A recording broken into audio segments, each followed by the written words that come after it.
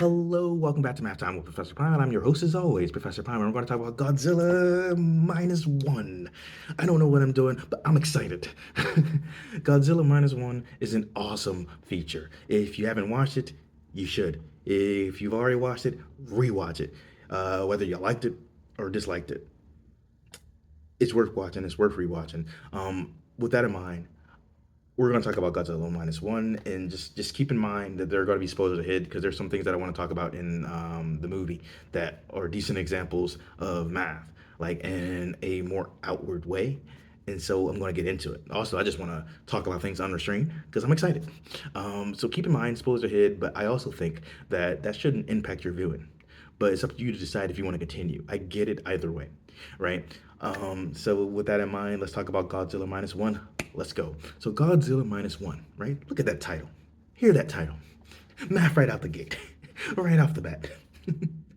But okay, when we're introduced to Godzilla in the film, we're not seeing Godzilla at the size that we see Godzilla later on in the film, but still a pretty decently sized Godzilla compared to different fixtures, parts of the environment, and the humans that we see.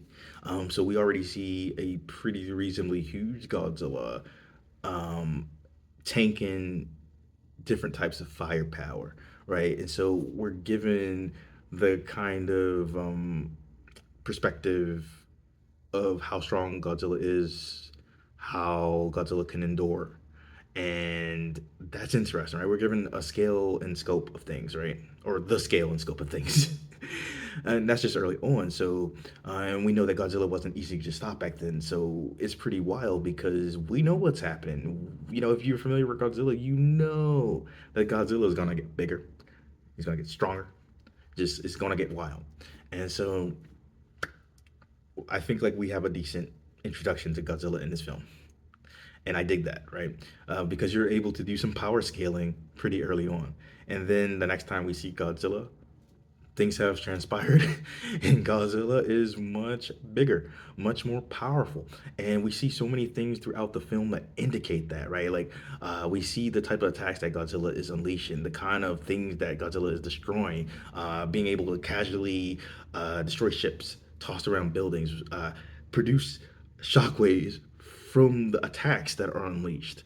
And there's like a point in like a singular attack, or like on the city, we see that Godzilla ends up like killing 30,000 people in that attack, destroying 20,000 homes and buildings. It gets pretty wild. And so not only are we shown that, but we're seeing some of the things that I mentioned before visually. Like we're seeing the crazy attacks, like we're seeing buildings get destroyed or thrown. We're seeing like shockwaves that come from some of those attacks.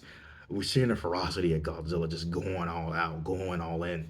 And throughout the course of the film, right, we see people planning on stopping Godzilla, and we're hearing what has not worked, what has been tried, and we're seeing it to a degree, right? So it's like, hey, mines didn't work, guns didn't work, and we're given an idea of some of the guns that were used, some of the ships that were used, how fast they were flying, how much they were just unleashing on Godzilla, and we're told that none of this worked. And so they come up with a plan, right? And they're talking about different things. They're discussing the logistics, and the big plan was like, hey, let's use the power of the ocean against Godzilla, right? And the idea is like to sink Godzilla fast, sink Godzilla far, and in a short time frame, and let the water pressure do the rest.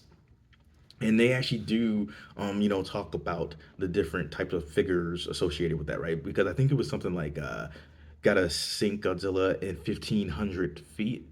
Sorry, gotta sink Godzilla 1,500 feet in like 25 seconds. And they talk about what they're going to use to do that. And I think that's pretty cool because we're seeing math in action. We're seeing like math and science in action, and they're trying to stop Godzilla. And so we see this plan get implemented. We see the roadblocks that come up, and we see how much has to go right for them to even stand a chance. And after all that, right?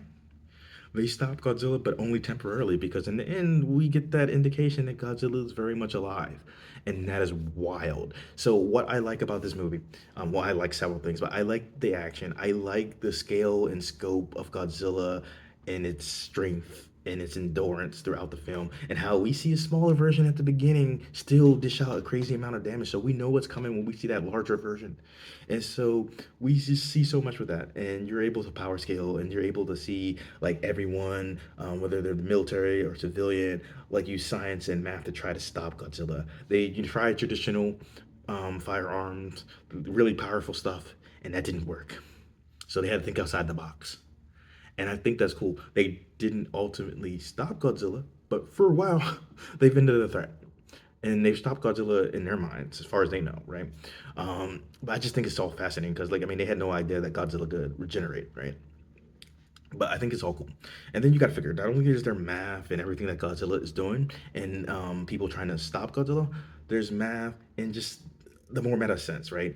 In the filming, the lighting, we know that it was like filmed in black and white, or at least like it came out in black and white, but there's also a color version. There's math and those things, and having everything show up clearly in either version. Math and the sound design, the scale and scope of Godzilla, what decisions are made to, get across that idea of power.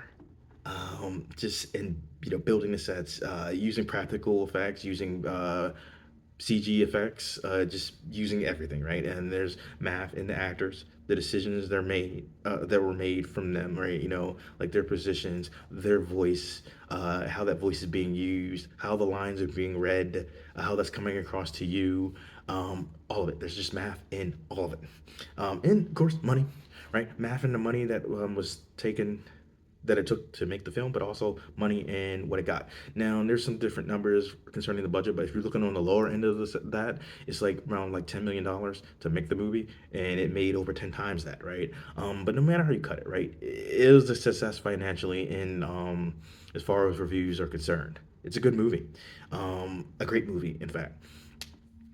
And I dig it. I dig it hard. And there's just so many other avenues that you could explore as far as the math is concerned, and it's just dope.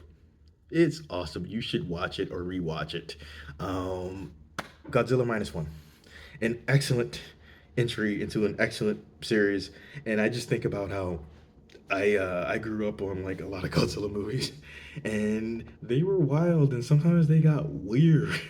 There was Godzilla Jr. for a while. That was a thing. But yeah, there was a lot of interesting movies. Some good, some bad, some neither. A lot of like movies on the Japanese side of things. A few American ones, which I have like no strong opinion on, but they weren't my cup of tea per se.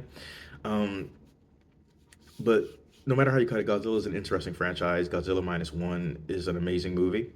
Um, and I dig it hard. If you couldn't tell, I recommend it. I highly recommend it. I'll see you in the future. Professor Prime out.